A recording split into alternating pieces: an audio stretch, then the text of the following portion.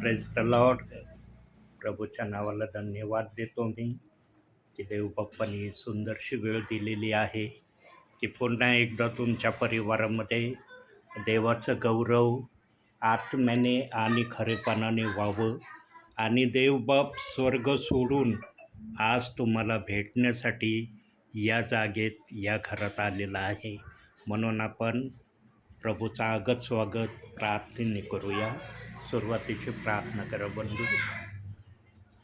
पवित्र पवित्र पवित्र सान्निधीश परमेश्वरा, खरोखर तू महान आहे आणि खरोखर या सुंदरच्या वेळेस पगारे पास्टरांना तू वचन सांगण्यासाठी इथं पाठवलंस. त्यांना खरेपणाने आत्म्याने वचन सांगण्याची बुद्धी दे. मान सन्मान गौरव मी सर्व तुला देतो. तुला उंचावतो माझा देव. हे माझ्या पिता, तू माझ्या पापांची क्षमा कर आणि सर्व माझे कुटुंब नातेवाईक यांना सुखी व आनंदी ठेव. विशेष करून आढाव परिवार, पगारे परिवार, गायकवाड परिवार, क्षेत्रीय परिवार व माझे सर्व लहान लहान नातवंड यांना तुझा भरपूर आणि भरपूर आशीर्वाद पाठव. अशी मी तुझ्या पवित्र गौरी गो नावाने मागतो म्हणून आमेन. प्रियातनु,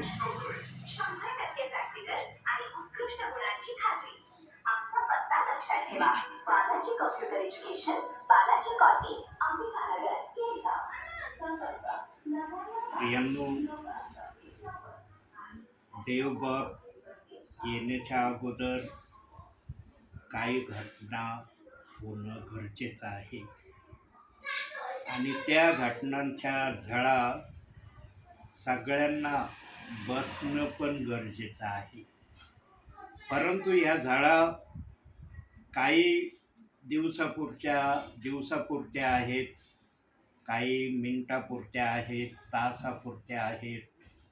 ह्या झळा कायमस्वरूपी राहणार नाही, कारण देवबाप आपल्या विश्वासणाऱ्यांना फार झळा या पृथ्वीवर सहन करण्यासाठी ठेवणार नाही. म्हणून देवाने बायबलमध्ये जर संकट येणार आहे याचं जर वचन ठेवलंय, तर संकटातून आपल्या प्रियजनांची सुटका कशी होईल ते देखील वचनात लिहिलेलं आहे.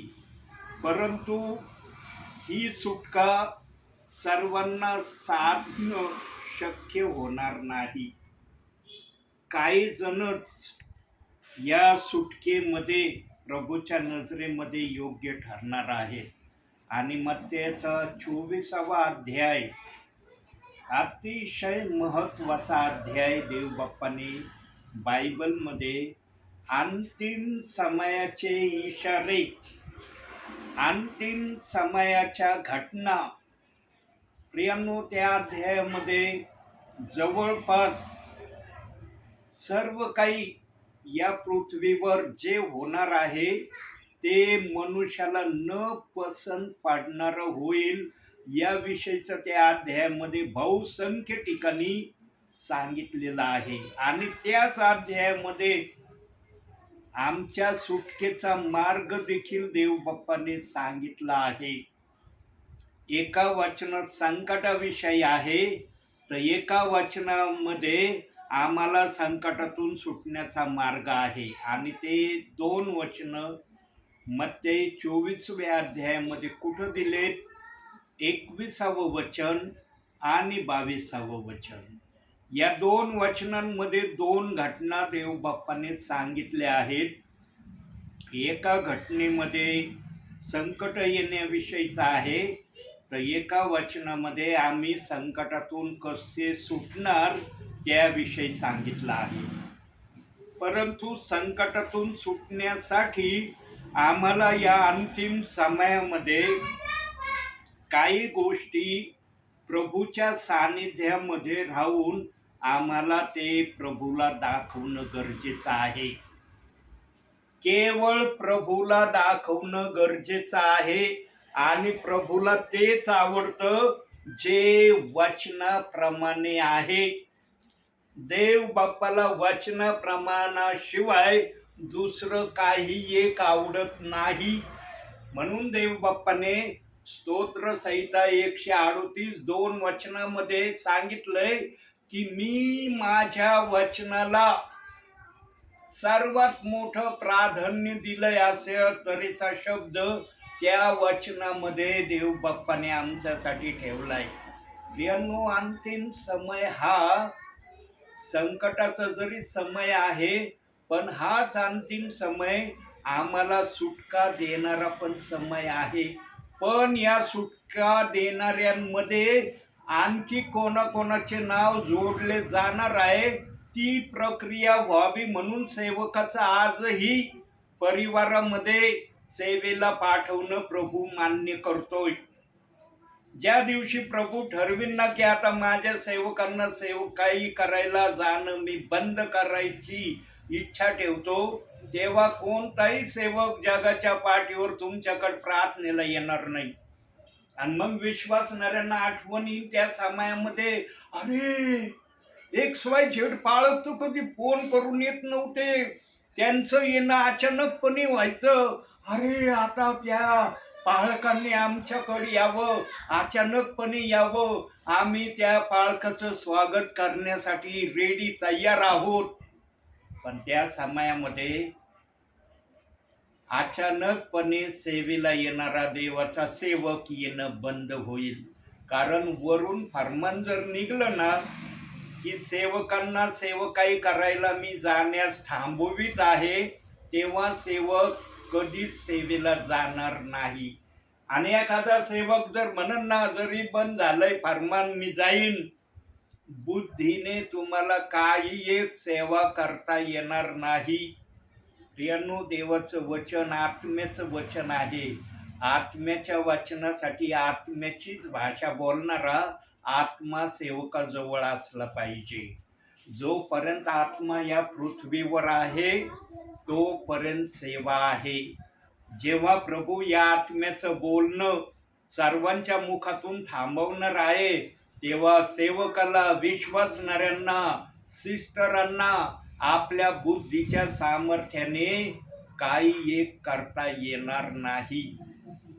आजही काही ठिकाणी बुद्धीच्या सामर्थ्याने सेवा चाललेली आहे.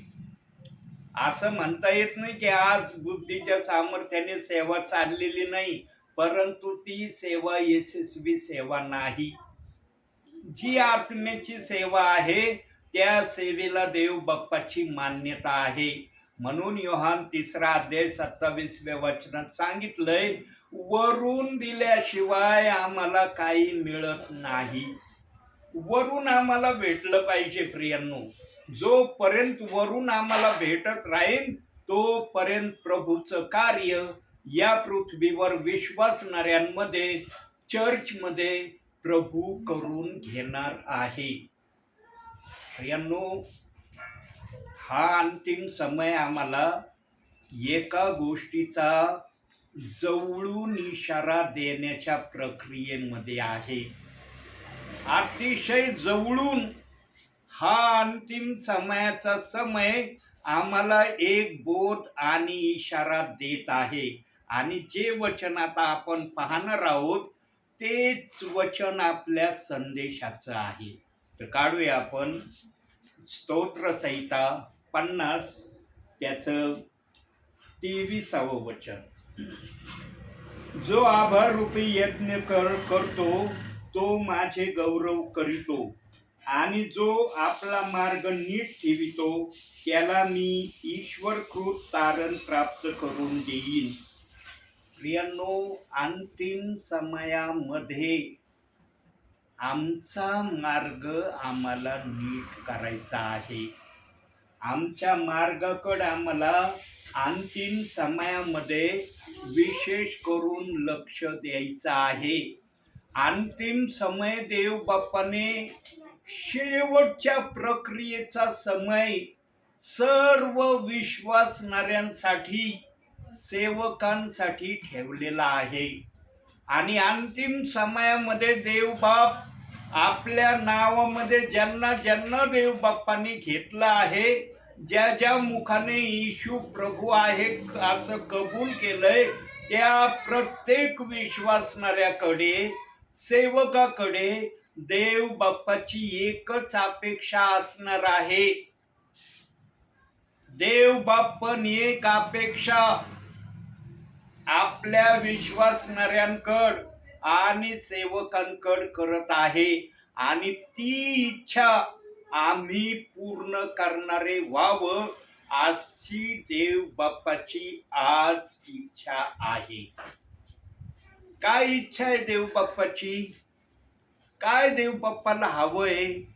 कशाची मागणी देव बाप आमच्याकडे करण्याची आशा आजही ठेवतोय?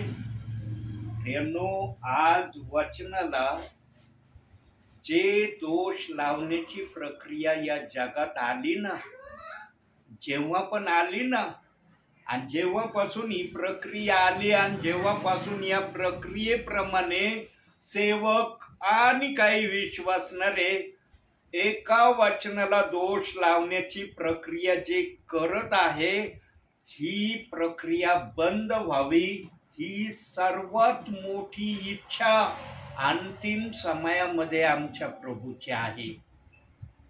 प्रियांनो, आम्ही आमच्या प्रभूची इच्छा ओळखणं गरजेचं आहे. म्हणून मागच्या वेळेला जेव्हा मी आलो होतो प्रभूच्या आत्म्याच्या प्रेरणेने, तेव्हा इफिसकरास 5वा अध्याय 10व्या वचनात आपण पाहिलं होतं की प्रभूची इच्छा काय आहे हे तुम्ही जाणून घ्या. प्रियांनो, प्रभूला सुद्धा इच्छा आहे. काही जणांना वाटतं जो प्रभू त्याला काय इच्छा असणार आहे, तो आम्हाला देण्यासाठी आहे, त्याचं काम फक्त आम्हाला देणं, आम्ही त्याच्याकडून घ्यावं, त्याला आम्ही काही द्यावं. आम्ही काय देऊ शकतो त्याला? आम्ही जरी काही देऊ शकत नाही, पण आम्ही देवाने जे वचन लिहिलंय त्या वचनाला दोष न लावण्यापासून तो स्वतःला आवरू शकतो ना. एवढं तर करता येईल ना आम्हाला कमीत कमी, की आम्ही वचनाला देवाच्या दोष लावू नये, त्या वचनाविरुद्ध बोलू नये, त्या वचनाविरुद्ध वादविवाद करू नये, कुरकुर करू नये, एकमेकांना त्या वचनाविषयी भडकावगिरी आम्ही करू नये. सेवकांनी सर्वात जास्त भडकावगिरी प्रेषित 2:38 वचनाची केलेली प्रियांनो. आणि प्रियांनो, जे सत्य आहे, जे खरं आहे, पवित्र आत्मा बोलल्याशिवाय राहत नाही. आणि मी तुम्हाला वारंवार सांगितलेलं आहे, पवित्र आत्मा कोणाला घाबरत नाही. पवित्र आत्म्याला घाबरण्याचा शब्द त्याच्या डिक्शनरीत लिहिलेला नाही. पवित्र आत्म्याजवळ फक्त सत्य सांगण्याचा शब्द त्याच्या डिक्शनरीत आहे. आणि पवित्र आत्मा जे सत्य आहे ते सांगितल्याशिवाय राहत नाही. आणि त्याला अशा सेवकांची गरज आहे जे आत्म्याने आणि खरेपणाने निर्भीडपणे देवाचं वचन सांगतील. त्याला भित्रे डरपोक सेवक नको आहे. जे माणसाचं तोंड पाहून सेवा करणारे सेवक प्रभूला मुळीच नकोय. प्रभूचं तोंड पाहून तुम्ही सेवा करा. माणसांचं तोंड पाहून सेवा करण्यामध्ये काय आशीर्वाद भेटणार आहे? आमच्या देवाने आम्हाला विपुल आणि भरपूर आशीर्वाद देण्याचा आम्हाला पहिलाच आभार रूपी शब्दाने आमच्यासाठी ते वचन ठेवलंय. आणि आम्हाला कोणत्याही चांगल्या गोष्टीची कमी पाडणार नाही, हे जुन्या करारातही सांगितलंय आणि नवीन करारातही सांगितलंय. स्तोत्र 34:10 मध्ये पण सांगितलंय आणि मत्ते 6वा अध्याय 33व्या वचनामध्ये पण सांगितलंय. दोन्ही वचनामध्ये आमच्यासाठी भरपुरीचे आशीर्वाद देव बाप्पाने ठेवले. पण हे आशीर्वाद आम्हाला तेव्हा प्राप्त होतील जेव्हा आम्ही वचनाप्रमाणे देवासमोर स्वतःला आणण्याचा प्रयत्न करू. आणि जो वचनाप्रमाणे स्वतःला देवासमोर आणण्याचा प्रयत्न करतो तो कदापिही बायबलच्या कोणत्या शब्दाला, कोणत्याच वचनाला दोष लावित नाही. त्याला दोष लावण्याची भीती वाटते. आज वचन आलंय, तुम्ही आपला मार्ग नीट करा. आता मार्ग जर नीट करायचा म्हणल्यावर मग सर्वप्रथम आम्हाला हे बघणं गरजेचं आहे ना की मी बायबलच्या वाचनाला दोष लावणार आहे का, मी वाचनाच्या विरोधात चालणार आहे का, वाचनाची आडी हृदयात घेऊन मी प्रभूमध्ये चालणार आहे का, हे तपासणं गरजेचं आहे. प्रियांनो, सेवकांनी विभिन्न प्रकारची सेवा चर्चमध्ये हाऊस प्रेयर मध्ये केलेली आहे. तुम्ही काही करा, फक्त देवामध्ये राहा आणि चर्चला या. काही करा तुम्ही, देवबाप तुम्हाला क्षमा करायला बसलेला आहे. देवबाप जर क्षमा करायला बसलाय ना तर देवबापाने पाप न करण्याचा पण आदेश दिलाय. आणि नवीन करारामध्ये स्वतः येशू ख्रिस्त अनेक ठिकाणी आजारी व्यक्तींना स्वतः बोलला, यापुढे पाप करू नको, करशील तर तुझं पहिल्यापेक्षा अधिक वाईट होईल. स्वतः येशू ख्रिस्त बोललाय दाखल्यांमध्ये. पण शिक्षण देताना निरनिराळ्या प्रकारचं शिक्षण देण्यात आलं. तुम्ही काही केलं ना चालेल, फक्त देवाला सोडू नका आणि चर्चला येण्याचं बंद करू नका. बाकी तुम्ही काही करा, कसं वागा, काही करा, देवबाप तुम्हाला आशीर्वाद देईल. कस काय देईन? त्याच्या विरुद्ध पाप करीत राहताना देवबाप तुम्हाला आशीर्वाद पाठवीन का? तुम्ही पाप करत राहताना देवाकडे आशीर्वाद मागताना देवबाप पण विचार करेल ना की हा पाप करतोय का वचनाप्रमाणे वागतोय.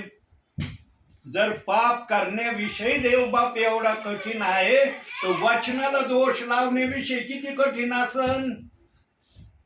हे शिकवितच नाही कुणी, सांगतच नाही कुणी. ते म्हणतात काही नाही, ते प्रेषित 2:38 वचनाकडे लक्ष द्यायचं नाही. लक्ष द्यायचं नाही मग ते कशाला ठेवलंय प्रभूने बायबल मध्ये? खुलेआम सेवक बोलतात, विश्वासणारे बोलतात, त्या वचनाकडे लक्ष द्यायचं नाही. त्या वचनाकडे लक्ष दिलं नाही ना तर देवबाप पण तुमचं स्वर्गाच्या जाण्याकडे लक्ष देणार नाही. ध्यानात ठेवा. इतकं सोपं समजतं काय बायबलच्या वाचनाला? काय विचार नका करू त्या वचनाचा. ते वचन आपल्यासाठी नाही मग कोणासाठी आहे? आपल्यासाठी नाही मग कोणासाठी ते वचन? प्रियांनो, बायबलच्या वचनाला दोष लावणं देवबाप कधीही सहन करणार नाही. आणि धन्य तुम्ही प्रियजन आहात प्रियांनो. फार थोडे आहात तुम्ही, पण धन्य आहात की तुम्हाला हे शिक्षण मिळत आहे. केला होता का फोन ब्रदर मला? केला होता? केला होता का आणखी फोन तुम्ही? या ना ब्रदर प्रार्थनेला. पण देवबापाने मला ओढ लावली. माझ्या दास आज वार कोणता आहे? आज मी कोणत्या परिवारात जातो? तू का रेडी नाहीस? म्हटलं प्रभू मी रेडी हो. कधी कधी सेवकाला पण वाटतं जाऊ दे आज नाही जाऊ, आपण जाऊ नंतर कधी. देवबाप म्हणतो नाही, ज्याचे जे आशीर्वाद मी ठरवले ते त्यांना आशीर्वाद मिळाले पाहिजे. तू सेवेमध्ये हायगई करू नको. म्हणून सेवकासाठी एक वचन दिलंय, काढूया आपण ते. इर्मयाचं पुस्तक 48वा अध्याय 10वं वचन बघा. तिथं काय लिहिलंय सेवकांसाठी, स्पेशली सेवकांसाठी ते वचन लिहिलेलं आहे.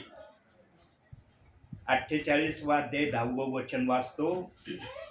जो परमेश्वराच्या कार्याची हायगई करीतो तो शापित हो.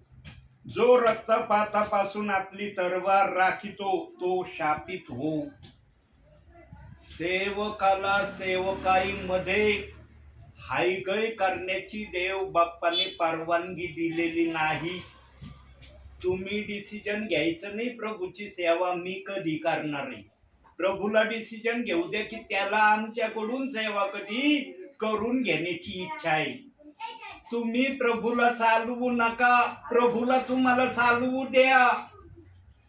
काही सेवक ना प्रभूला चालवी देत. मी ठरवीन तेव्हा जाईन प्रार्थनेला. तू कोण आहेस ठरवणारा? तू देवाला सांगून म्हणशील का मी तुला सांगतो तेव्हा तू कर, तू काही नको करू, माझे सांगणे तू कर, येईन का म्हणता आम्हाला असं? काही बोलतात पण बोलूनही जातात, म्हणतात मला नाही झाली इच्छा म्हणून नाही आलो, मी ठरवीन कोणत्या दिवशी यायचं. तुम्हाला काही ठरवण्याचा अधिकार नाहीये. देवाला जर वाटलं ना तर देव कार्य करील, देवाला नाही वाटलं ना तुम्ही बुद्धीने गेल्यावरती तर काही नाही होणार तुमच्याच्यानी.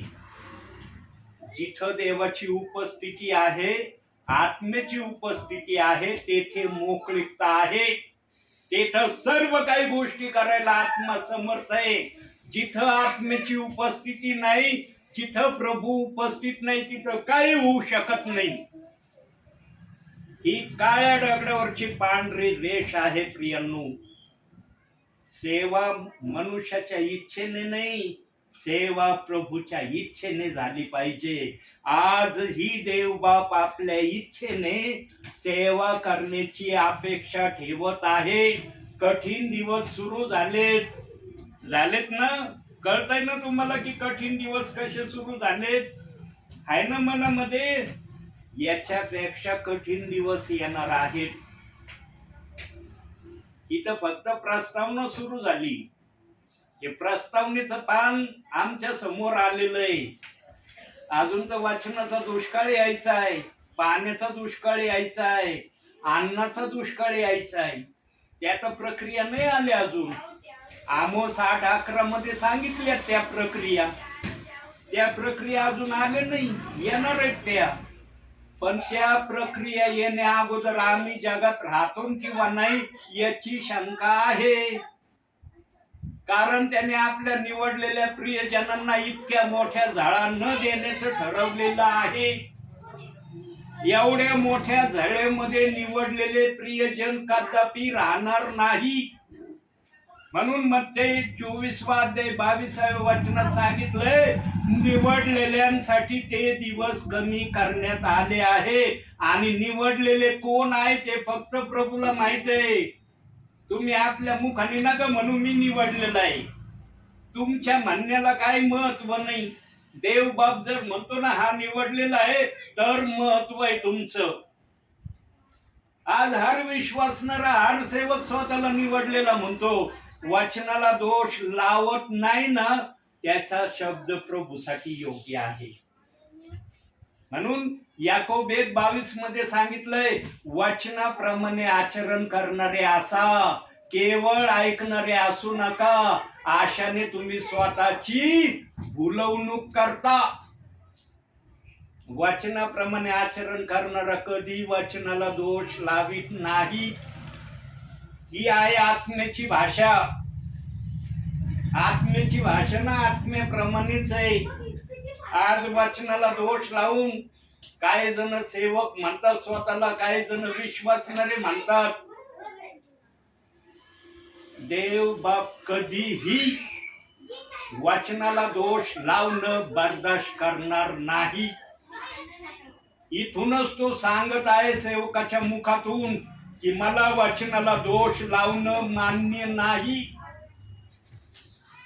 पृथ्वीवर जर सेवकाच्या मुखातून देवबाप असं बोलत आहे, जेव्हा आम्ही स्वर्गामध्ये जाऊ तेव्हा काय परिस्थिती असेल? तिथलं वातावरण कसं असेल? तिथं जेव्हा जातो ना आम्ही, हरेकांना वाटून आता प्रभू जे सांगून ते मी करीन. पृथ्वीवर जे सांगतो ते का नाही करत? का पृथ्वीवर ऐकायची मनाई आहे का? देवबाप म्हणला का पृथ्वीवर नाही ऐकलं तरी चालन? पृथ्वीवरून ऐकायची प्रक्रिया ठेवा, तर तिथं जाणं तुमचं सोपं होईल. का इस्रायली लोक कनान देशामध्ये गेले नाही?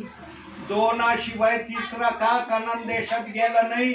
ऐकलं नाही म्हणून गेले नाही. आजच्या प्रक्रियेचं हेच आहे. जर वचनाला दोष लावायचं सोडून दिलं नाही तर कसं स्वर्गात जाणं होईल तुमचं?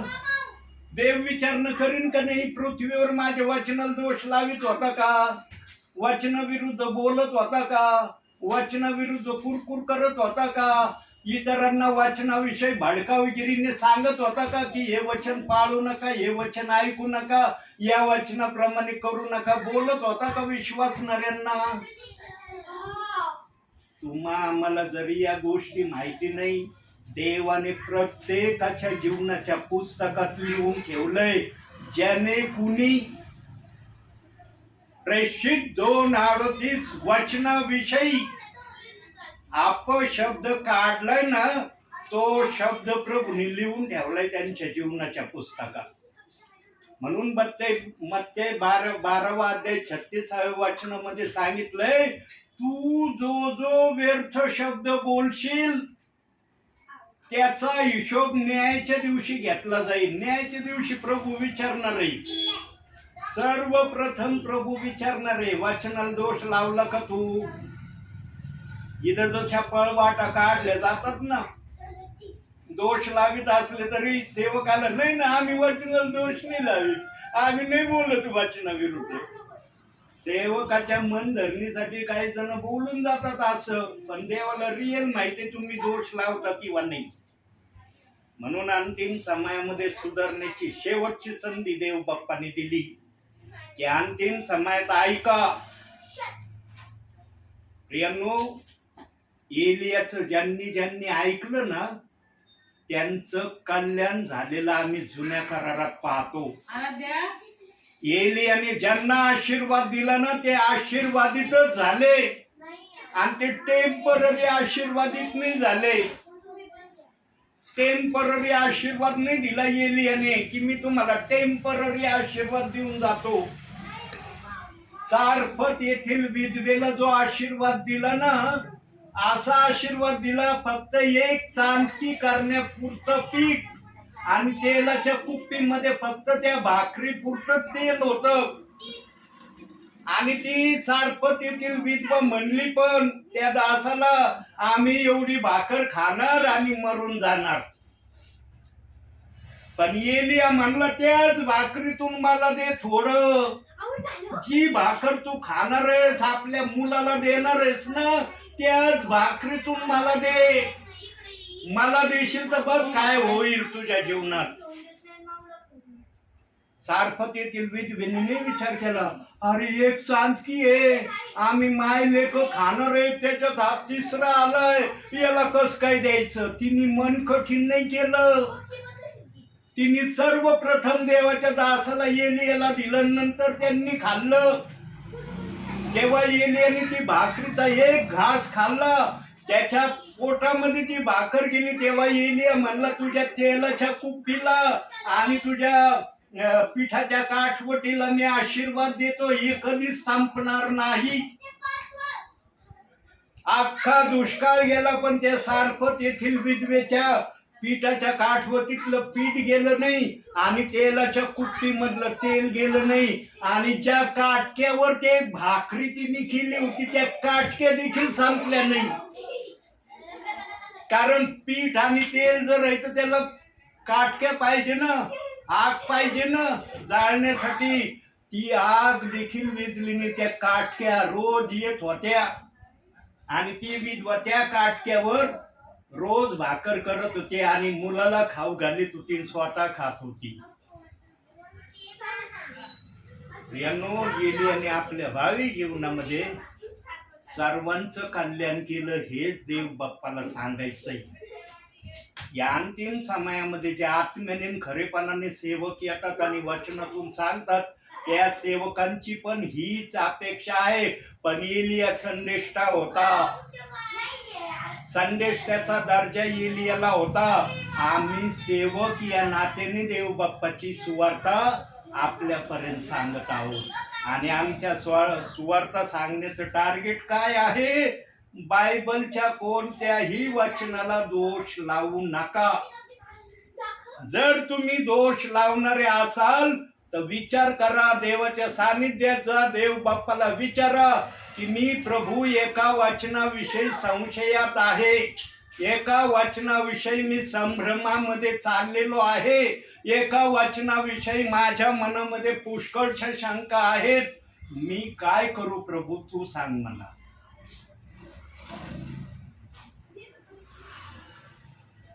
जसा शम्युएल म्हणला ना, लहान शम्युएल बाळ, बोल प्रभू, तुझा दास ऐकत आहे, काय आज्ञा आहे.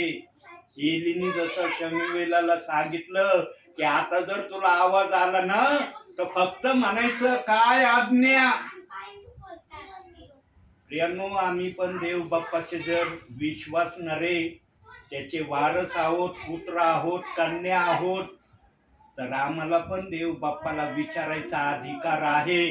देव बाप्पा बायबलमध्ये प्रेषितांची कृत्य 2 अध्याय 38 वचन जे आहे ते वचन काय आहे मला सांग. यांनी त्यांनी काहीतरी त्या वचनाविरुद्ध बोलण्याची प्रक्रिया आणली. त्या प्रक्रियेला कोर्टवर घेऊन चालता प्रियांनो. त्या प्रक्रियेला मूळ नाही, पाया नाही, काही नाहीये. ते देवापासून पण नाहीये. देवापासून असतं तर देव बाप्पाने सेवकाला का पाठवलं असतं या वचनाची सुवार्ता सांगण्यासाठी. ती देवापासून नाही, म्हणून देव बाप सेवकाच्या द्वारे तुम्हाला सांगतय की वचनाला दोष लावू नका.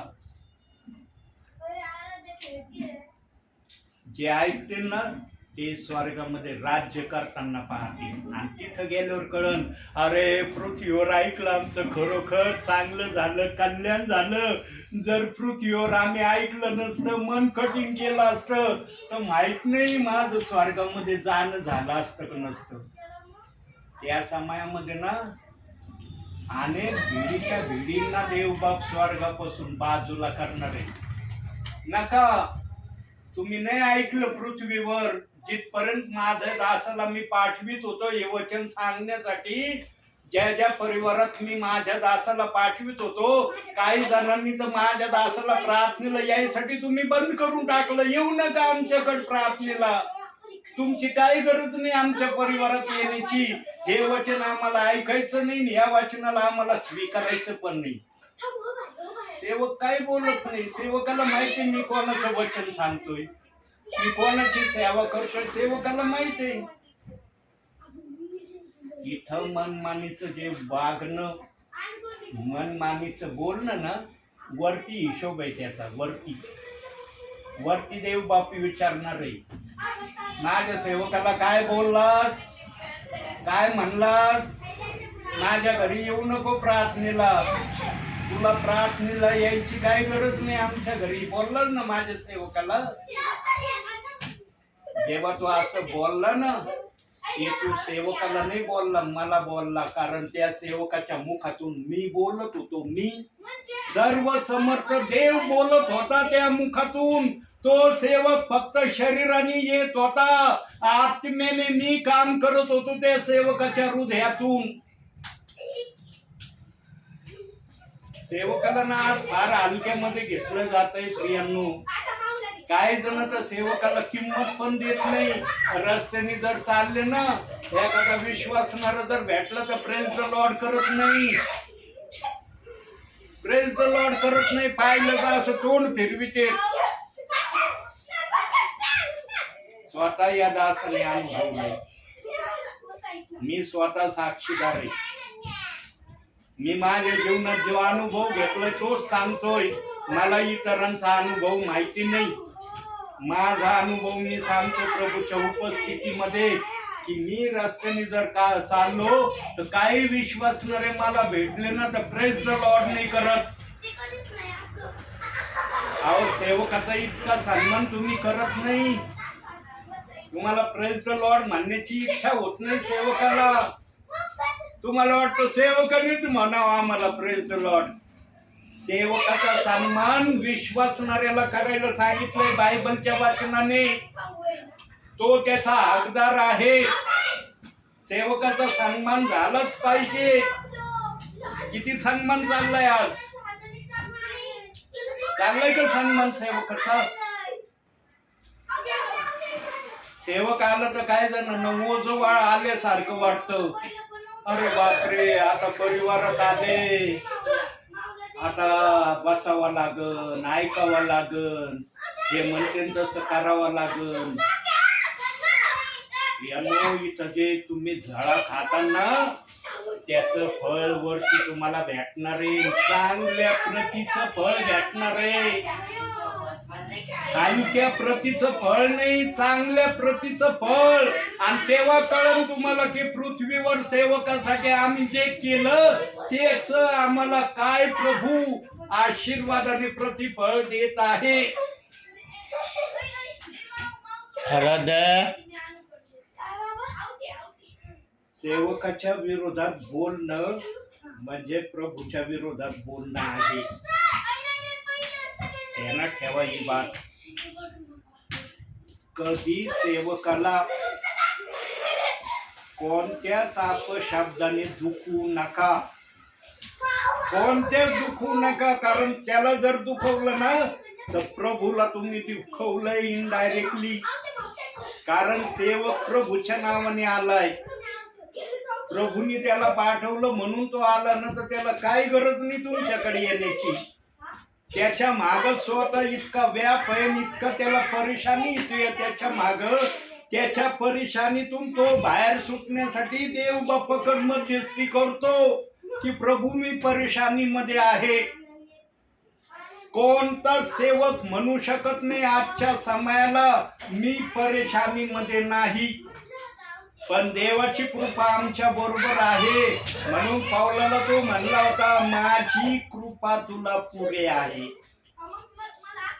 आणि जर पावलाला ती कृपा पुरे होती ना, तीच कृपा सेवकाला पण पुरे होत आहे. म्हणून सेवक प्रार्थनेला येतोय. आता सेवक काय आनंदामध्ये असं समजू नका. जितक्या प्रॉब्लेम मी तुम्हाला नाही ना, तितक्या प्रॉब्लेम मी सेवकाला आहे. कारण त्या दुष्ट सैतानाला माहित आहे या सेवकाला जर मी अडवलं तर विश्वासणाऱ्यांना आशीर्वाद मिळणार नाही. याला जर अडवलं नाही तर हा जाईन आणि आशीर्वाद देईन प्रभूच्या नावाने. म्हणून प्रभू सेवकाचे मार्ग सेवेला जाण्याचे मोकळे करतो. कोणतीच प्रॉब्लेम सेवकासमोर प्रभू गंभीर होऊ देत नाही. म्हणून सेवक आपल्यापर्यंत येत आहे. पण कठीण दिवस आता सुरू झालेले आहेत. सुरू झाले कठीण दिवस. यानंतर ज्या पण घटना आम्हाला ऐकायला मिळतील त्या वचनाप्रमाणे ऐकायला मिळणार आहेत. वचनामध्ये जे सांगितलंय ना ते आम्ही वारंवार वाचलंय, सेवकाच्या मुखातून ऐकलंय. त्या घटना आता आमच्या समोर यायला सुरुवात होणार आहे. जेव्हा वचनाचा दुष्काळ पडेल तो समय अतिशय नाजूक समय असणार आहे. अतिशय नाजूक समय कोणता आहे? वचनाचा दुष्काळ पडणं हा बायबल मध्ये सर्वात नाजूक समय देव बाप्पाने वचनाप्रमाणे ठेवलाय. आता बघा थोडीशी झळ लागत तर कसं आम्हाला दिसतंय. कसं दिसतंय? जेव्हा हे बायबल आमच्या जवळ राहणार नाही, नवीन करार आमच्या जवळ राहणार नाही, तेव्हा कसं वातावरण असन. आज आहे आमच्या जवळ. ज्याला वाटतं त्याला कधी पण कुणी वाचित आहे, कुणी मध्यरात्री वाचतंय, कुणी रात्री वाचतंय, कुणी दुपारी वाचतंय, कुणी झोपेतून उठल्यावर वाचतंय. जसं बायबल वाचन करायचं तशी मोकळीकता देवाने आम्हाला दिली वाचनाला वाचण्याची. पण जेव्हा हे वचनच आमच्या जवळ राहणार नाही तेव्हा कसं वातावरण असन. जेव्हा वाचनाचा दुष्काळ पडेल ना, वाचनाचा दुष्काळ अजून पडलेला नाही. वाचनाचा दुष्काळ पडलेला नाही, पडणार आहे तो. त्या मी सांगितलं ना पुस्तकाची प्रस्तावना सुरू झालेली आहे. कोणत्याही पुस्तकाला पहिली प्रस्तावना असती. थोडक्यामध्ये त्या पुस्तकामध्ये सांगितलेलं असतं प्रस्तावनेमध्ये की या पुस्तकामध्ये तुम्ही काय काय वाचणार आहेत, काय काय बघणार आहेत. तसं आता देव बाप्पाने आपल्या पवित्र शास्त्राचं प्रस्तावनेचं पान फक्त ओपन केलंय. आता पुस्तकाचं जे वाचन नाही ते अजून सुरू झालेलं नाही. आणि फायनल वाचनाचा दुष्काळ पडणं आहे. फायनल या बायबलची समाप्तीचं माध्यम काय आहे? वाचनाचा दुष्काळ पडणे. वाचनाचा दुष्काळ पडणे म्हणजे वचन जगामध्ये राहणार नाही, वचन काढून घेतलं जाणार आहे. आणि जेव्हा वचन काढून घेतलं जाईल तेव्हा प्रभू एक प्रक्रिया करायला सुरुवात करणार आहे. कोणती प्रक्रिया? वाचूया जरा वचनातून आपण. मत्ती शुभवर्तमान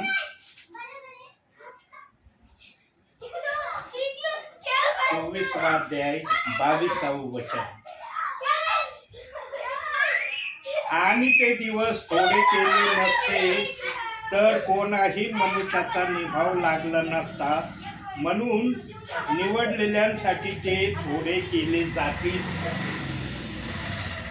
म्हणून निवडलेल्यांसाठी ते थोडे केले जातील. जेव्हा वचनाचा दुष्काळ पडेल तेव्हा ही प्रक्रिया देवबाप सुरू करणार आहे. तेव्हा देवबाप दाखवणार आहे निवडलेला कोण आहे, बोलवलेला कोण आहे. म्हणून देवबाप पूर्व तयारीने सांगत आहे, वचनाला दोष लावणं बंद करा. वचनाला दोष लावणं योग्य नाही. कोणत्याही अँगल मध्ये तुम्ही या वचनाविषयी कसं बघा, देवबाप एकच वाक्य बोलन, वचनाला दोष लावणं योग्य नाही. ज्याला कान नाही तो ऐकू, ज्याला कान नाही ना तो नाही ऐकणार, सोडून देईल. जाऊ दे, एक वचन नाही मानलं तर काय होतंय? बायबल मध्ये काय एकच वचन नाही का? जाऊ दे, ते एक वचनाला धरून चालले तर आम्ही नाही धरून चालणार. म्हणजे आम्ही फक्त प्रेषित 2:38 वचन मानतो, बाकीचे वचन आमच्यासाठी नाहीच असं त्यांचं म्हणणं आहे. मग आम्ही बायबल कशाला ठेवतो आमच्या जवळ? आम्हाला काय एका कागदावरती एवढं वचन लिहून आम्हाला सेवेला जाता येत नाही का? आतापर्यंत संदेश सांगितलं, किती वचनाचे रेफरन्स याच्यात रेकॉर्ड झाले का? मी एकच वचनातून प्रेषित 2:38 वचनाच सांगितलं का? कितीतरी वचनाचे रेफरन्स देव बाप्पांनी या मोबाईल मध्ये रेकॉर्ड झाले. प्रियांनो, नेहमी देवाचं ऐकण्याच्या प्रक्रियेमध्ये राहा. देवाचं ऐकताना कल्याण होईल. देवाचं ऐकलं नाही ना प्रियांनो, तुमचा कल्याणाचा मार्ग कुठंच नाहीये. ज्याने तुम्हाला आपल्या राज्यात घेतलंय ना त्याचं ऐकणं गरजेचं आहे. आणि ज्याने तुम्हाला आपल्या राज्यात घेतलंय त्याची सर्वात मोठी इच्छा आहे, बायबलच्या कोणत्याही वचनाला दोष लावू नको, ही त्याची सर्वात मोठी इच्छा आहे. किती जण पूर्ण करतात आज इच्छा? किती जण करतात? काही जणांना तर प्रेषित 2:38 वचनाचा रेफरन्स ऐकायची इच्छा राहिली नाही. तो रेफरन्स म्हणलं की त्यांना काय होतं त्यांनाच माहिती. तुम्हाला काही होत असलं ना, देवाला काही फरक नाही पडत. देव म्हणतो वर ये, वर आल्यावर तुझ्याकडून हिशोब घेईन. या वचनाचा रेफरन्स ऐकल्यावर तुला काय होत होतं ना त्याचा हिशोब वरती घेणार आहे मी. इथं तुला सुधारण्यासाठी मी वेळ देत आहे. या वचनाला दोष लावणं बंद कर. या वचनाच्या दोषातून मुक्त हो. जे या वचनाला दोष लावण्याच्या प्रक्रियेतून मुक्त झालेत ना प्रियांनो, ते सर्वात मोठे देव बाप्पाच्या नजरेमध्ये आशीर्वादित प्रियजन आहे. जगामध्ये तुम्हाला काय भेटलं ना ते तुमचं धनसंपत्ती नाही. म्हणून पहिले तीमुथी 6वा अध्याय 7वे वचनात देवबाप बोलला, तुम्ही जगात काय आणले नाही आणि जगातून तुम्हाला काही नेता येत नाही. पण जर वचन आम्ही आमच्या हृदयात घेतलं ना तर तुम्ही सर्वात मोठी धनसंपत्ती या पृथ्वीवर जमा केली आणि ती संपत्ती स्वर्गातही जमा झाली. म्हणून प्रभू म्हणला, पृथ्वीवर तुम्ही धनसंपत्ती साठवू नका, आपली धनसंपत्ती स्वर्गात साठवा. मग ते 6वा अध्याय 19 ते 21 वचनामध्ये देवबाप हे बोललाय. किती जण स्वर्गामध्ये आपली धनसंपत्ती साठवितात आज? किती जणांना म्हणता येतं की मी माझी धनसंपत्ती स्वर्गामध्ये साठवित आहे? इथं नका साठवू. इथं ज्या पण अवस्थेमध्ये राहताना आशीर्वादित तुम्ही राहणार. लाजर, भिकारी लाजर श्रीमंताच्या ओसरी जवळ टाकलेला होता, दरवाजाजवळ टाकलेला होता, उष्ट माष्ट खात होता त्या श्रीमंत व्यक्तीचं. पण जेव्हा मरणानंतर वरती गेले, आब्रामाच्या उराशी लाजर गेला आणि जो मजेत आणि चैनीमध्ये पृथ्वीवर राहत होता, खात होता, कपडे घालीत होता, तो अग्नीमध्ये उभा राहिलेलं लाजरांनी पाहिलं. आणि जेव्हा त्या धनवानांनी पाहिलं, अरे माझं लाडू उष्ट खाऊन हा जगला पृथ्वीवर, हा ब्रह्मच्या उराशी बघतोय मी, आम्ही इतका थाटामाटात राहणारा पृथ्वीवर मी स्वतःला कुठं अनुभवतोय. यांनो, ही दाखल्याची परिभाषा आम्हाला काय शिकवित आहे, काय बोलत आहे माहिती का? वचनाला कधी दोष लावू नका. वचनाला दोष लावणं देव बाप्पाला अजिबात सहन होत नाही. म्हणून इर्मया 13-17व्या वचनात देव बाप बोललाय. इर्मयाचा 13वा अध्याय 17व्या वचनात बोललाय देव बाप. तुम्ही जरूर ते वचन वाचा. जेव्हा पण हा संदेश तुमच्यापर्यंत येईल ना रेकॉर्ड होऊन, तेव्हा ते वचन वाचल्यावर पुढचा संदेश ऐका. मग समजून देवाच्या वचनाप्रती किती देव बाप प्रीती करतो, देव बाप आपल्या वचनाला किती प्राधान्य देतो, ते वचन वाचल्यावर तुम्हाला कळेल. आता देव बाप ते वचन तुम्हाला दाखवण्याच्या इच्छेत नाही, म्हणून मी पण ते वचन काढून वाचित नाही. पण देव बाप्पाची इच्छा समजून घ्या.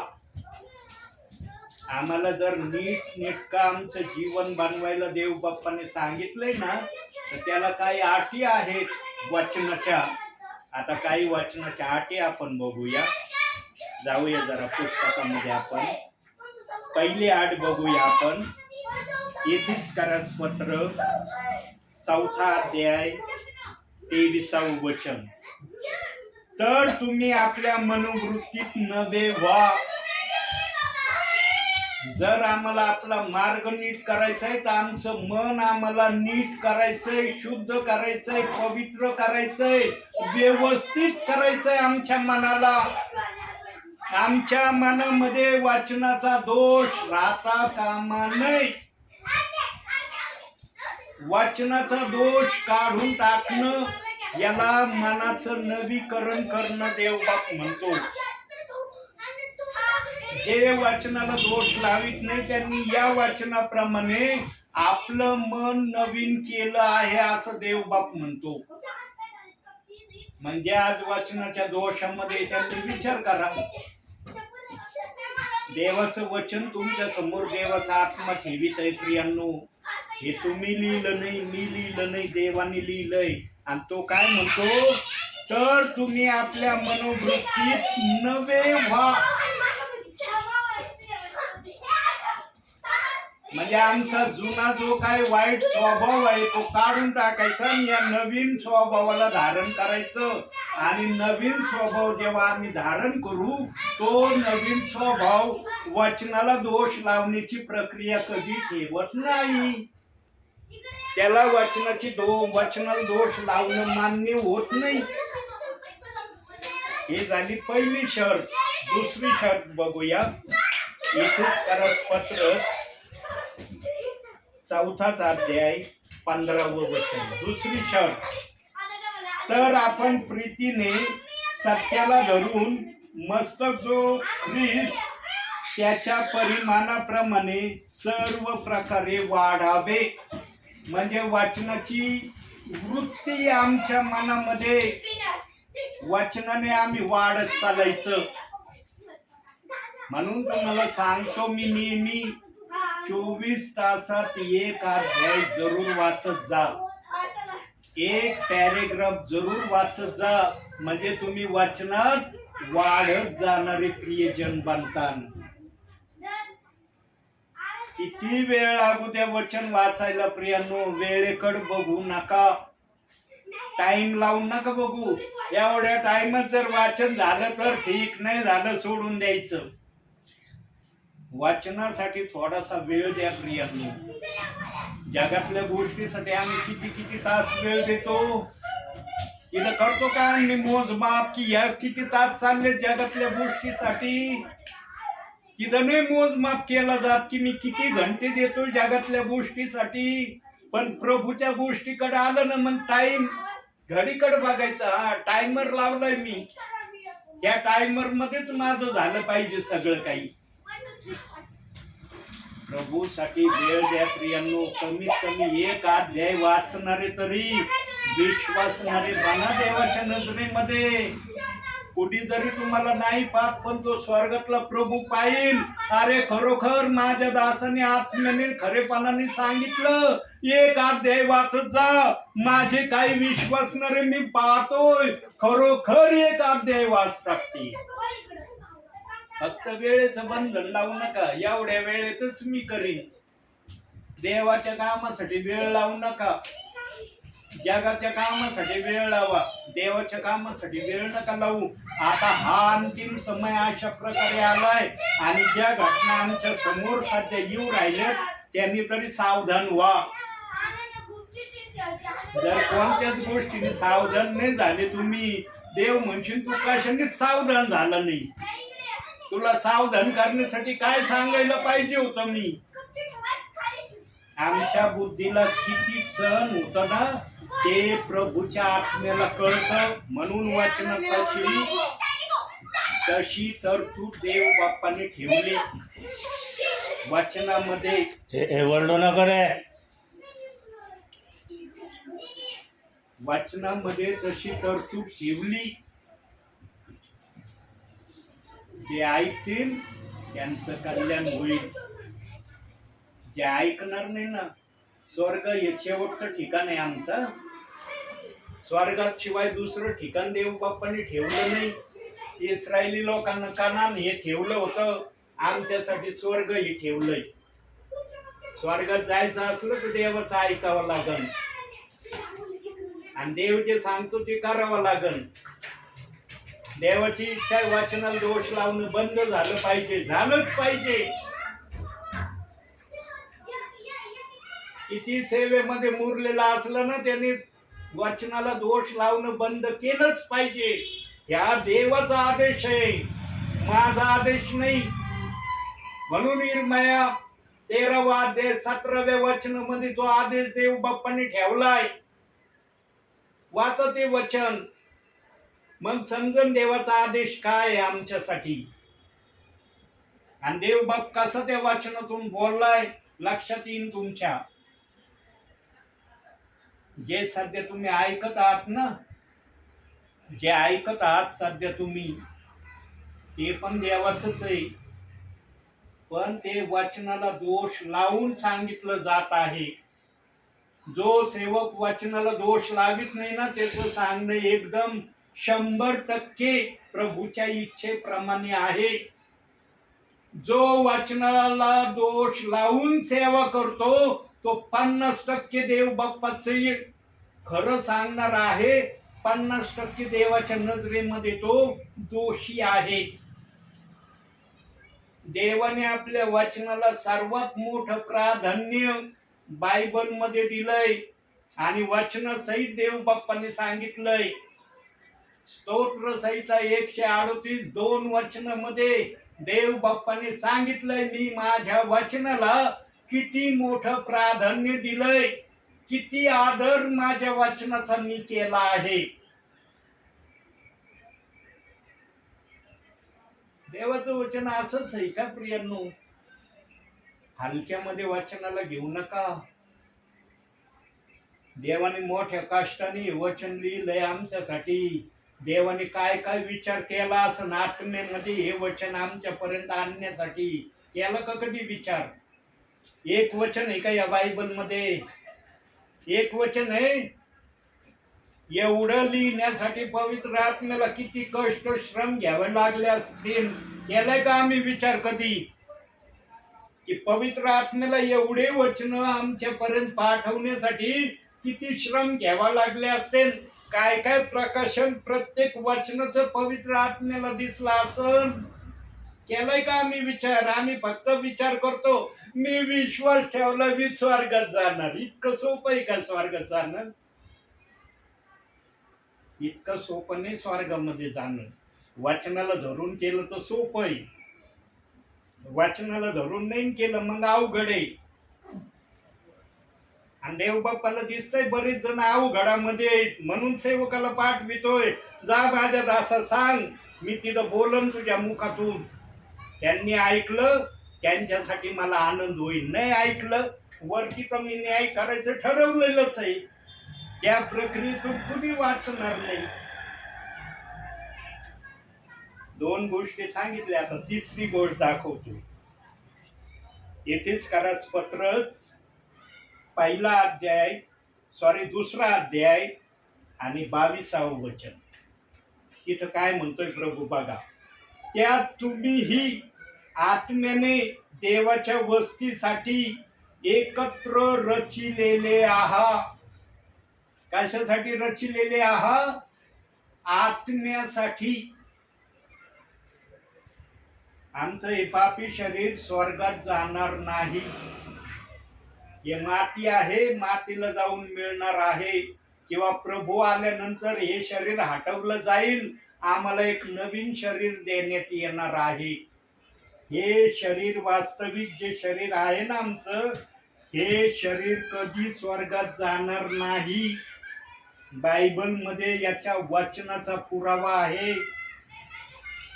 पहिले करंथीकराचं पत्र 15वा अध्याय 51-52 वचनामध्ये पुरावा दिलाय. आम्हाला एक नवीन शरीर देण्यात येणार आहे, आम्ही बदलून जाणार आहोत.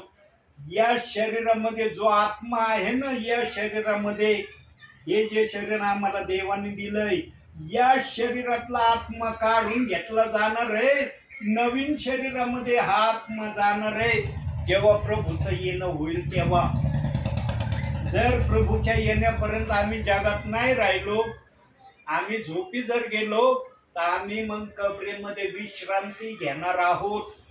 आणि प्रभू जेव्हा येईल तेव्हा वचनात सांगितलंय, तो प्रथम जे प्रभूमध्ये झोपलेले आहेत त्यांना उठवणार आहे. मग जे पृथ्वीवर हयात आहेत, जिवंत आहे, ते बदलले जाणार आहे, असं थेसलीनकराच्या पत्रामध्ये लिहिलंय. देवाने सगळे तरतुदी सांगून ठेवल्यात वचनामध्ये. थेसलीनकराचा 5व्या अध्यायामध्ये, पहिले थेसलीन 5व्या अध्यायामध्ये या गोष्टी सांगितल्यात. देवाने काही सांगितलं नाही असं काही नाही प्रियांनो. देवाने सगळ्या घटना थोडक्यामध्ये सांगितल्यात. कसं कसं माझ्या विश्वासणाऱ्यांना, जे प्रभूमध्ये झोपलेले आहेत, त्यांना मी आपल्या जवळ घेणार आहे. एकालाही प्रभू सोडणार नाही, लक्षात ठेवा. झोपी गेलेल्यांना सोडणार नाही, आणि जे हयात आहेत त्यांना सोडणार नाही. पण निवडलेल्यांना सर्वात मोठं प्राधान्य दिले देव बाप्पाने. ते संकटामध्ये राहणार नाही, संकटांना ते फार पाहणार नाही, असं देव बाप्पाने स्वतः वचनात सांगितलेलं आहे. म्हणून निवडलेले बनण्यासाठी वचनाला दोष लावणं योग्य नाही. आज जो तो स्वतःला म्हणतो मी निवडलेला आहे, निवडलेला आहे, निवडलेला कधी वचनाला दोष लावित नाही. ही आत्म्याची भाषा आहे. आत्म्याची भाषा कधी वचनाला दोष लावून तू निवडलेला आहे म्हणणार नाही. आम्ही म्हणतो मी निवडलेला आहे, मी निवडलेला आहे, वचनाला दोष लावून कुठे दिलंय? बायबलमध्ये दाखवा एखादा रेफरन्स. वचनाला दोष लावून तू निवडलेला आहे असं दाखवा, वचन दिलंय का? पुढंच दिलं नाही पवित्र आत्मेने. इतका सन्मान देव बाप्पाने आपल्या वचनाचा केलाय आणि तो सन्मान आम्हाला करायला सांगितलाय. आम्ही जर देवाने सांगितलेल्या गोष्टीप्रमाणे वचनाचा सन्मान नाही करत तर मग विचार करा आम्ही काय करतो. प्रभू मध्ये राहून आम्ही काय करतो, काय चाललंय आमचं प्रभू मध्ये राहून. म्हणून देवबाप म्हणला जगाची मैत्री ही देवाबरोबर वैर आहे. काही जणांना ना जगाची मैत्री फार प्रिय वाटत आहे. प्रभू पाहिजे, जगाची मैत्री पाहिजे, मला दोन्ही पाहिजे, मग मला फार प्रभू मध्ये आनंदी जीवन वाटतंय. पण देव म्हणला जगाची मैत्री ही देवाबरोबर वैर आहे. याचा अर्थ असा नाही की जगामध्ये राहायचं नाही. जगामधलं तेच घ्यायचं जे प्रभूने आम्हाला घ्यायला सांगितलंय, त्याच्यापेक्षा अधिक घ्यायला नाही सांगितलं. म्हणून येशू म्हणला जे जगाचं आहे ते जगाला द्या, जे प्रभूचं आहे ते प्रभूला द्या. पण काही जण जगाचंच घेण्यामध्ये व्यस्त झालेत, त्यांना प्रभूचं घ्यायसाठी वेळच नाही. प्रभूचं म्हणलं ना लगेच कंटाळा सुरू होतो. नाही ना, लय कंटाळा आला मला, लय थकवा आला, लय परेशान झालो मी. देवासाठी करा प्रियांनो, देवासाठी वेळ काढा. कमीत कमी 1 घंटा तरी 24 तासामध्ये देवासाठी वेगळा करा. निदान अंतिम समयात तरी देव बाप्पाचा सन्मान करा. दशमोन जरी तुम्हाला देता नाही आला वेळेचा, 2 तास 40 मिनिटं जरी तुम्हाला देता नाही आले, 1 घंट्याचा वेळ तर द्या देव बाप्पाला कमीत कमी. एवढ्या वेळाने तरी देव बाप्पाचा आदर सन्मान करणारे बना. त्यानेच ते जगातल्या गोष्टीसाठीच वेळ द्यायला वेळ आहे तुमच्या जवळ. आणि जेव्हा प्रभूचा वेळ येईल तेव्हा लय झोप आली मला, आता झोपल्याशिवाय मला काही करूशी वाटत नाही. झोपेला जरा आवरा. नेप्तीच्या ना त्या शोभा कदम बहिणीची मला आठवण देव बाप करून देतोय. काय ती बहीण आहे, आदर्शाचा कित्ता आहे ती बहीण, आदर्शाचा कित्ता. कुणी तिला सांगत नाही त्या बहिणीला. रात्रीच्या 1ला उठती, कधी 12ला उठती ती बहीण, आणि एकांती बायबल घेऊन वाचन आणि प्रार्थना करते ती बहीण. त्या बहिणीची मिसरी अशा प्रक्रियेने सुटली, रात्रीच्या 1 वाजता सुटली मिसरी. देवाच्या आत्म्याला दया आली त्या बहिणीची. अरे सारे जण झोपलेत, माझी दासी बायबल वाचत आहे, प्रार्थना करत आहे आणि मिसरीची मध्यस्थी करत आहे. मला मिसरी नको. देवाने मिसरी घालून टाकली. जातो त्या बहिणीकडे मी प्रार्थनेला. आता गेलो होतो काही दिवसापूर्वी. विचारलं मी त्या बहिणीला, म्हणलं ताई मिसरी चालू आहे का? म्हणे नाही ब्रदर, नाव नाही घेत मी त्या मिसरीचा, मला आता वास घेणं आवडत नाही त्या मिसरीचा. इतकी मला घृणा आली त्या मिसरीची. याला म्हणतात व्यसन सोडणं. देवाच्या उपस्थितीमध्ये व्यसन सुटलं ना, तो विश्वासणारा कधीच व्यसनाच्या आहारी जात नाही. मला देखील या गोष्टीचा अनुभव आहे. माझी पण तंबाखू प्रभूच्या उपस्थितीमध्ये सुटली ना, आतापर्यंत मी तंबाखूला हात लावला नाही. म्हणून देवाने मला सेवक बनवलं. तंबाखू खात होतो तेव्हा मी सेवक नव्हतो बरं का. मी स्वतः सांगतो, तंबाखू खात होतो तेव्हा मी सेवक नव्हतो. विश्वासणारा होतो, फक्त विश्वासणारा. जसे तुम्ही आहात ना तसा मी होतो. पण देव बाप्पाने मला विश्वासणाऱ्यातून सेवकामध्ये आणलं आणि मला स्वच्छ केलं. व्यसन माझं घालवलं, मग मला सेवक बनवलं. व्यसन घेऊन मी सेवक नव्हतो. देव बाप आपल्या पद्धतीने सेवकाला निवडतो. ही बहीण आजही मध्यरात्री उठून बायबल वाचन करते. कधी पण बायबल वाचन करते ती बहीण. असं बंधन नाही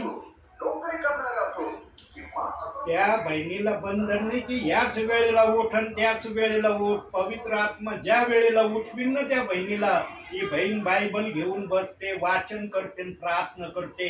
मग किती वेळ जातो त्या बहिणीचा प्रार्थनेमध्ये त्या बहिणीला माहिती. यानो खळखळ वाहणार पाणी ना खोल नसतं. जे खळखळ खळखळ आवाज करतं ना ते पाणी खोल नसतं. जे पाणी आवाज करीत नाही ना ते पाणी खोल असतं. आज ती बहीण मध्यरात्री काय करते आहे का कुणाला माहिती?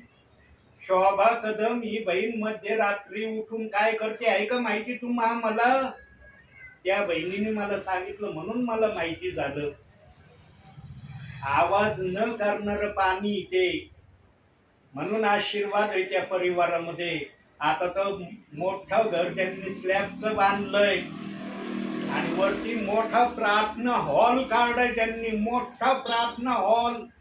त्याचे दरवाजे आणि खिडक्या राहिल्यात फक्त, कलरिंग बिलरिंग सगळी काही झाली.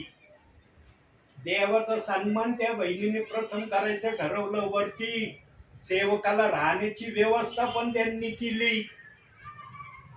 जर मुक्कामी सेवक आले तर त्यांना अडचण व्हायला नको, इतकी व्यवस्था वरती केली. हे कोण करू शकतं? ज्याच्या हृदयात देवाचा आदर आहे ना तेच हे करू शकतात. ज्यांच्या हृदयात आदर नाही, आपलं राहण्यापुरतं बरे आपण व्यवस्थित आहे बस. मोठी जागा आहे त्या बहिणीला. देव विशाल देतो प्रियांनो. ज्यांचं मन विशाल आहे त्यांना देणं पण देवाचं विशाल आहे. ज्या मनामध्ये देवाचा आदर आहे ना, आणि तोच आदर तुमच्यामध्ये पण देवबापाने पाहिला आहे. म्हणून देवबाप येतो इथं.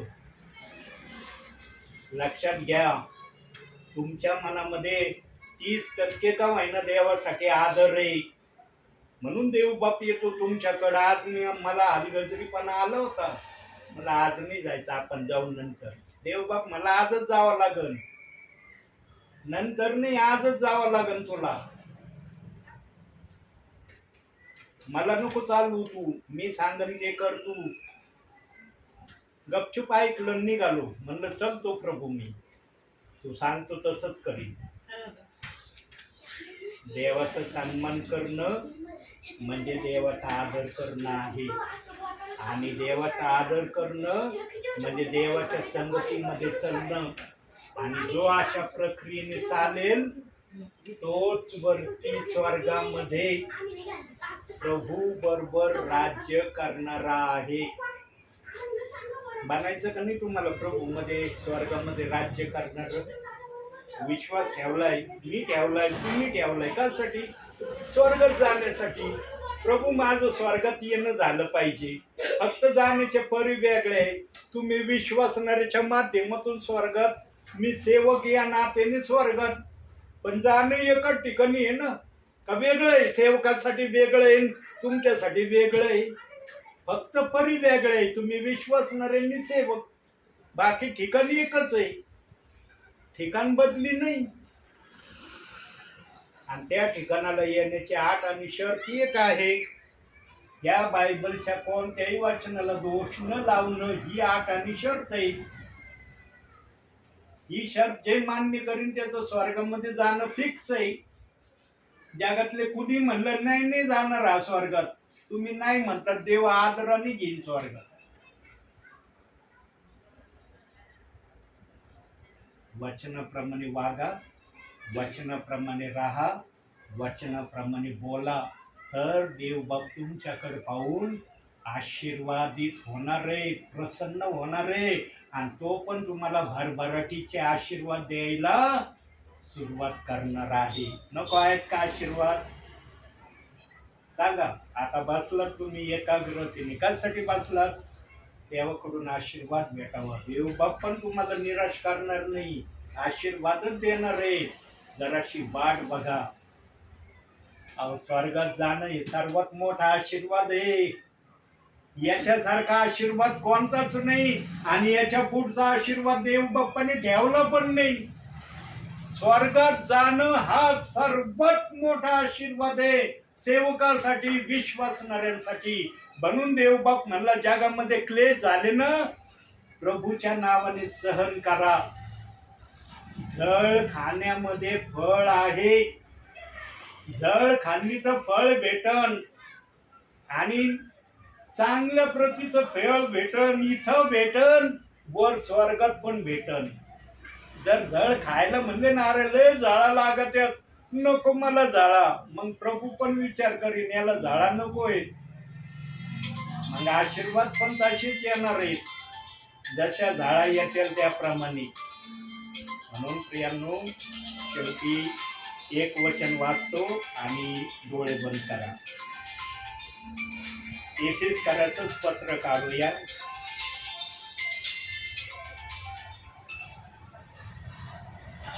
पहिला अध्याय 22वे वचन. त्याने सर्व काही त्याच्या पायाखाली घातले आणि त्याने सर्वावर मस्तक असे व्हावे म्हणून त्यास मंडळीला दिले. ख्रिस्त आमच्या शरीराचा मस्तक आहे. आम्ही अवयव आहोत. या जगातले जेवढे विश्वासणारे आहेत, जेवढे सेवक आहेत, हे सर्वजण अवयव आहे. प्रभू मस्तक आहे आणि त्याला मंडळीचा मस्तक या नावाने देवाच्या वचनाने गौरविलेलं आहे. आज ज्या ज्या ठिकाणी चर्च आहे, ज्या ज्या ठिकाणी मंडळी आहे, त्याचा मस्तक प्रभू येशू ख्रिस्त आहे. प्रभू येशू ख्रिस्ताशिवाय मस्तक दुसरा कुणी नाही. म्हणून प्रभू येशू ख्रिस्ताच्या नावावर विश्वास आहे. प्रभू येशू ख्रिस्ताच्या नावाने सेवा चालली का नाही? आज कोणाला विचारलं येशू ख्रिस्तावर विश्वास ठेवता का? कोण म्हणतं का नाही नाही मी नाही ठेवीत येशू ख्रिस्तावर विश्वास? म्हणतं कुणी असं?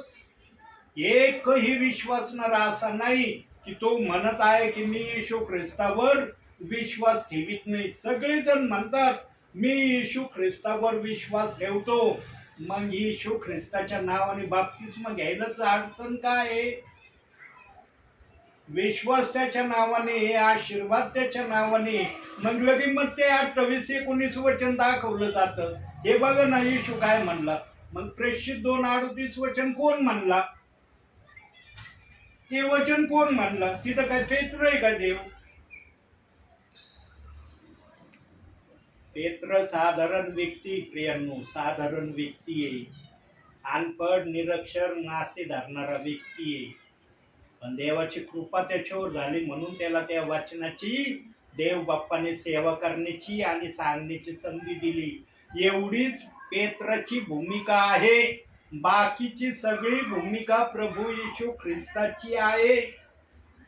म्हणून त्या वचनात सांगितलं प्रभू येशू ख्रिस्ताच्या नावाने बाप्तिस्मा घ्या म्हणजे तुम्हाला पवित्र आत्म्याचे दान प्राप्त होईल. मग काही जण म्हणतात मग ते 28-19 बाप्तिस्मा घेतला तेव्हा आम्हाला काय भेटलं? मग येशू ख्रिस्त जर स्वर्गातून आला होता, पवित्र आत्म्यातून आला होता, येशू ख्रिस्तानी यार्दन नदीत योहानाच्या हातून बाप्तिस्मा का घेतला? येशू ख्रिस्त म्हणू शकत होता ना, मी स्वर्गातून आलोय, पवित्र आत्म्यातून आलोय, मला बाप्तिस्मा घ्यायची काय गरज आहे? नाही म्हणलं येशू ख्रिस्त असं. योहानाला म्हणला हे होऊन जाऊ दे, धर्माचरण पूर्ण होण्यासाठी माझा बाप्तिस्मा कर. जेव्हा योहानाला ही आत्म्याची भाषा कळली तेव्हा तो म्हटला ये प्रभू मी तुझा बाप्तिस्मा करतो. नाही तर योहान पण म्हणत होता माझा बाप्तिस्मा करणं तुमच्या हातून योग्य आहे, तुम्हीच माझ्याकडे बाप्तिस्मा घ्यायला येतात, हे कस काय?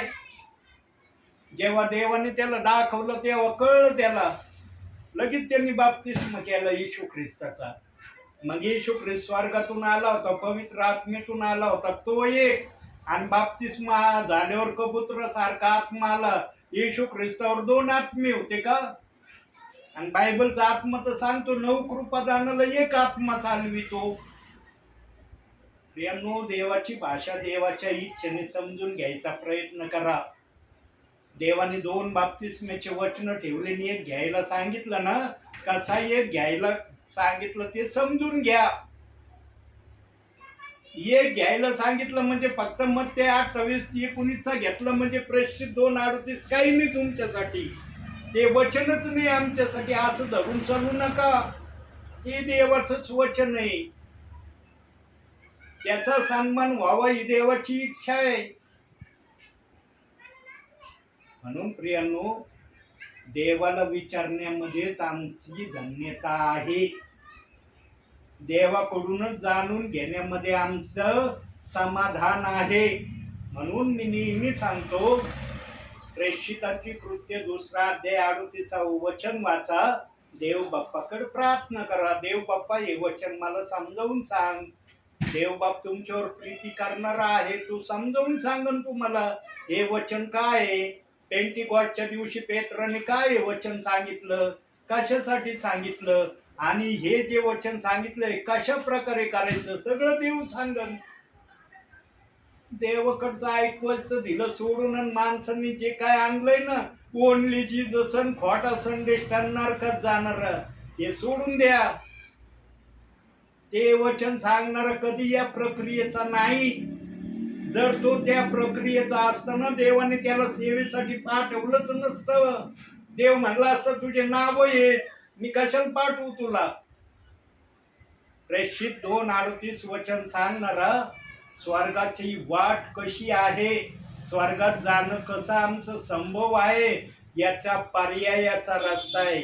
आणि तो पर्यायाचा रस्ता समजून घेण्यासाठी प्रभूच्या आत्म्याने आम्हाला त्या वचनाला समजावून सांगणं गरजेचं आहे. तेव्हा आम्हाला कळलं. आत्म्याने सांगितल्याशिवाय वचन नाही कळणार. जे ऐकतात ना ते चुकीचं आहे, ते सत्य नाही. सत्य जे आहे, म्हणून योहान 8:32 मध्ये सांगितलं, सत्य तुम्हाला समजेल आणि सत्य तुम्हाला बंधमुक्त करेल. व्हायचं का नाही बंधमुक्त? बंधमुक्त व्हायचं असेल तर वचन ऐकावं लागल, वचनाप्रमाणे करावं लागल. म्हणून आजच्या छोट्याशा संदेशातून देव बाप तुम्हाला आणि मला भरपूर आणि भरपूर आशीर्वाद देव. आमेन. डोळे बंद करा.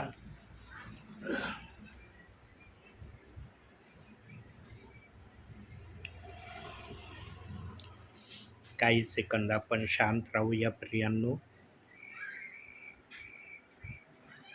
मग आपण प्रार्थना करू.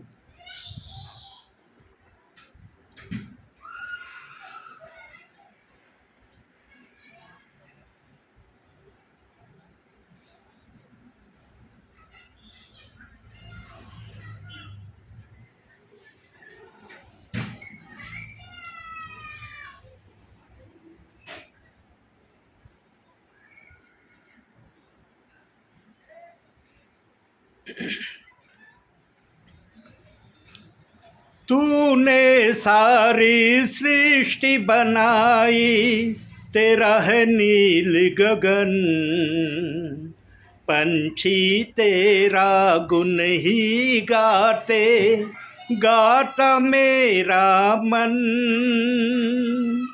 तूने सारी सृष्टि बनाई, तेरा है नील गगन, पंछी तेरा गुण ही गाते, गाता है मेरा मन. ये फिजा गा रही गीत प्यार के तेरे, ये फिजा गा रही गीत प्यार के तेरे.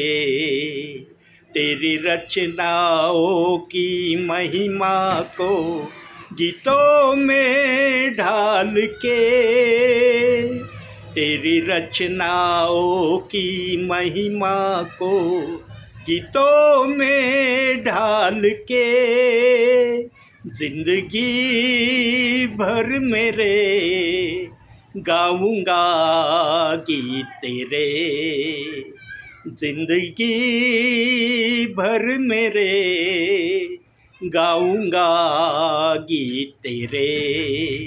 तेरी रचनाओं की महिमा को गीतों में ढाल के, तेरी रचनाओं की महिमा को गीतों में ढाल के, जिंदगी भर मेरे गाऊंगा गीत तेरे जिंदगी भर मेरे, गाऊंगा गीत तेरे. प्रार्थना करूया. स्वर्गीय बापा, तुझ्या नावाला धन्यवाद देतो, तुझ्या नावाला उंचावतो. मान, महिमा, गौरव, सन्मान, स्तुती तुला देतो माझ्या बापा. तुझ्या नावाचा जय जयकार करतो माझ्या बापा. तुला उंचावितो, तुला स्तवितो, तुला आभार प्रदर्शनाचा, उपकार स्तुतीचा यज्ञ मी अर्पण करतो माझ्या बापा. स्वर्गीच्या बापा, आज पुन्हा एकदा पाचरणे परिवाराची तू आठवण केली माझ्या बापा. पाचरणे परिवारात तू आत्म्याने पुन्हा एकदा आज आलेला आहे माझ्या बापा. आणि आज वचनातून तू बोललेला आहे माझ्या बापा, की तुला काय हवं आहे, तुझी काय अपेक्षा आहे, तुझ्या कोणत्या इच्छा आहे, ते वचनातून आणि विचारातून तू आपल्या सेवकाच्या मुखातून प्रगट केलेला आहे. स्वर्गीय बापा, स्वर्गामध्ये तुझ्या विश्वासणाऱ्यांना, सेवकांना घेण्याची तुझ्या मनामध्ये आजही इच्छा आहे. परंतु ही इच्छा तुझ्या वचनाप्रमाणे आहे. जे वचनात सांगितलंय त्याप्रमाणे करण्याच्या माध्यमातून आम्हाला स्वर्गामध्ये जाण्याची संधी प्राप्त होणार आहे. आणि ती संधी प्राप्त व्हावी म्हणून तू आज जगाच्या पाठीवर निरनिराळ्या दासांच्या मुखातून हर परिवारामध्ये बोलण्याची इच्छा ठेवत आहे. स्वर्गीच्या देवा, आजचं वचन पाचरणे परिवारासाठी तू आशीर्वादाचं कर माझ्या बापा. स्वर्गीच्या देवा, हे प्रियजन जरी वचनामध्ये एवढे मुरब्बी नसले माझ्या बापा, पण वचनाने भरण्याची तयारी यांची ते करत आहेत माझ्या बापा. वचन ध्यान देऊन ऐकत आहेत माझ्या बापा. वचन ऐकल्यावर गंभीर होत आहेत माझ्या बापा. स्वर्गीच्या देवा, यांच्यावर दया कर, यांच्यावर कृपा कर आणि वचनाचा आशीर्वाद या परिवाराला तू प्रदान कर माझ्या बापा, अशी मी तुला विनंती करतो. या परिवारातले सर्व लहान थोर प्रियजन तुझ्या कृपेच्या हातात देतो माझ्या बापा. प्रत्येकाला ज्याच्या त्याच्या परिमाणाप्रमाणे तू आशीर्वाद दे माझ्या बापा. आणि प्रत्येकाच्याद्वारे तू उंचावला गौरवीला जा, अशी मी तुला विनंती करतो. स्वर्गीच्या बापा, या जागेमध्ये तुझी शांती राहू दे माझ्या बापा. या घरातल्या तेला, मिठापिठाला आणि सर्व वस्तूंना तू आशीर्वाद दे माझ्या बापा. या घराच्या सभोवती तुझे दूत यांच्या रक्षणासाठी सदैव तू उभे कर, अशी प्रार्थना करतो. आज पुन्हा एकदा स्वर्गीच्या बापा, स्वर्ग सोडून तू या परिवारामध्ये आला आणि तुला जे सांगायचं होतं ते तू वचनातून आणि विचारातून आपल्या सेवकाच्या मुखातून प्रगट केलं. यासाठी धन्यवाद. मान, सन्मान, गौरव सर्व माझ्या बापा मी तुला देतो. पुन्हा एकदा तुझ्या नावाला उंच करत ही लहानशी विनंती तारणारा प्रभू येशू ख्रिस्त याच्या प्रिय आणि गोड नावानं मागतो, म्हणून तो ऐक माझ्या बापा. आमेन. हे आमच्या स्वर्गातील बापा, तुझे नाव पवित्र मानले जावो, तुझे राज्य येईल, तसे स्वर्गात तसे पृथ्वीवर. तुझ्या इच्छेप्रमाणे आमची रोजची भाकर तसे तो आमची घोषणा मासो, तर आम्हाला परीक्षेचा बनवतो, तर आम्हाला वाईटापासून सोडवा. कारण की राज्य, सामर्थ्य आणि गौरव ही सर्व काळ तुझीच आहे. आमेन. प्रभु येशू रक्त की जय. प्रभु येशू रक्त की जय. प्रभु येशू रक्ताचा जय जयकार असो. आमेन. धन्य येशू नाम, धन्य येशू नाम, धन्य येशू नाम सर्व काळ. धन्य येशु नाम, धन्य येशु नाम, धन्य येशु नाम सर्व काळ. आमेन.